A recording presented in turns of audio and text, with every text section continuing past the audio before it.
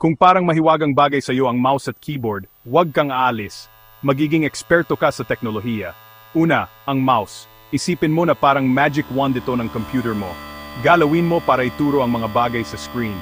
Ang kaliwang button ay para mag-click, pumili, at mag-drag. Ang kanang button ay para sa mga dagdag na options, i-right-click mo lang, at ang gulong sa gitna. Yan ang gamit para mag-scroll pataas at pababa sa mga pahina. Ngayon, ang keyboard naman. Hindi lang yan para sa pagta-type. Ang malaking button na may arrow na nakaturo sa kaliwa ay ang backspace, para magbura. Ang enter key ay parang sinasabi mong go. Kailangan ng space, pindutin ang spacebar.